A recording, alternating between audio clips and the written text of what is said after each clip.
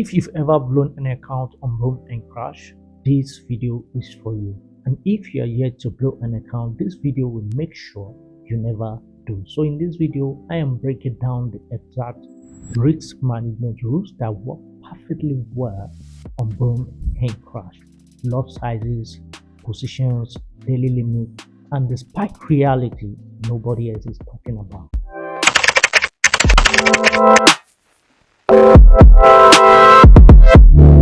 Hi, my name is John and welcome to BoomCrash Academy. And if this is your first time on this channel, do it to subscribe and hit the notification bell so you don't miss out on every of our upload.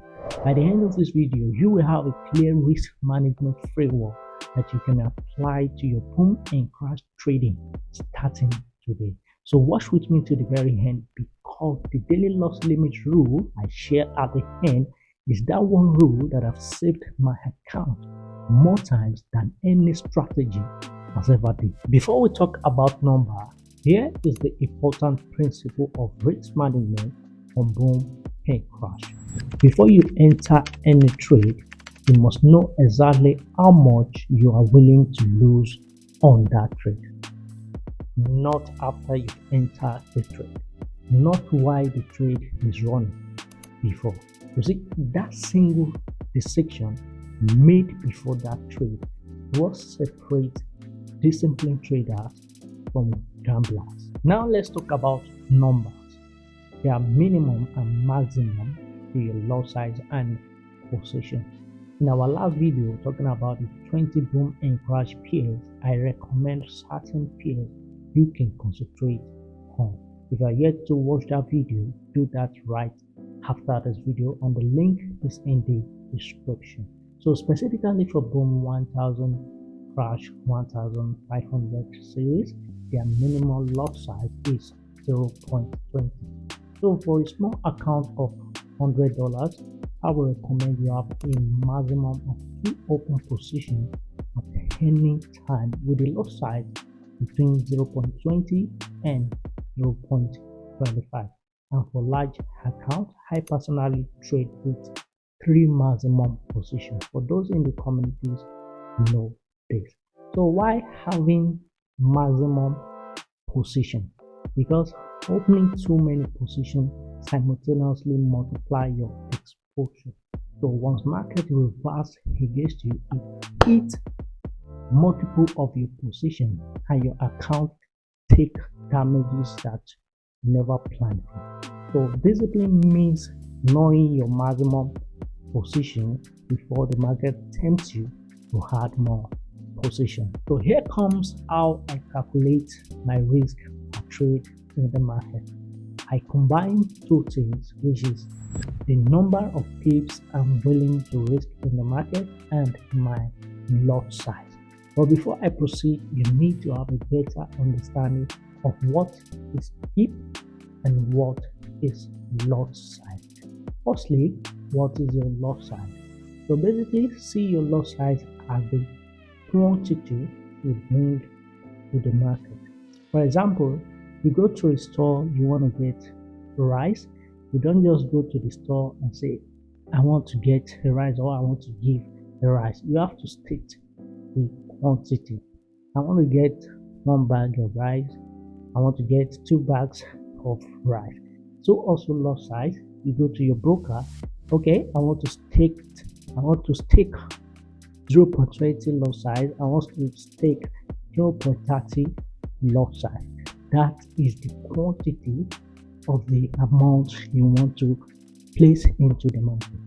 And when it comes to pips actually measured how far the market moved in the market. So the pips determine how long you want to stay in the market, how long you want your lot size to run in the market. So a typical example for both pips and lot size is you have a vehicle to run in the market. So your lot size determine how big your vehicle is, while your pips determine the distance, the kilometer in which the vehicle wants to run in the market.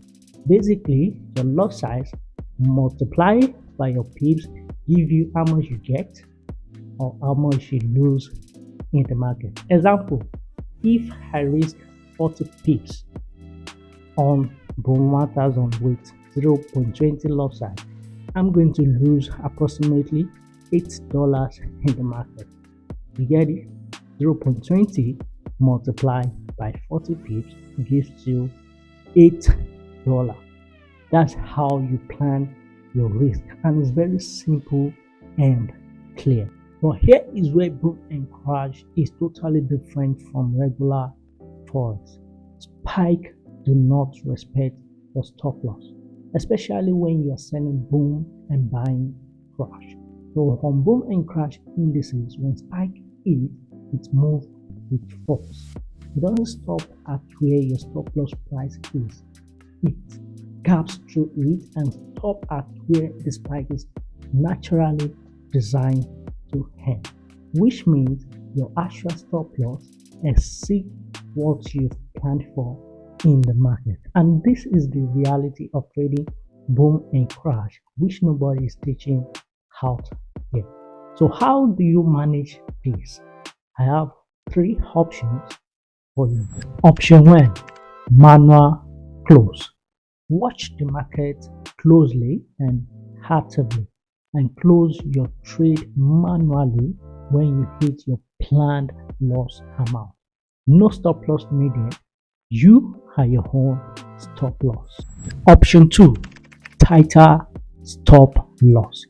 If your planned risk is to risk 40 pips, set your stop loss to 30 pips instead. So the remaining 10 pips will absorb the spike gap in the market, and this will keep your actual loss closer to your planned risk.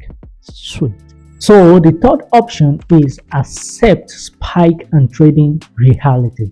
Understand that on boom and crash, your stop loss is just a guide and not guaranteed.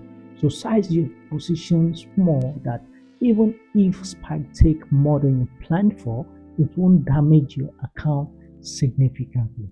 So these three options are very valid.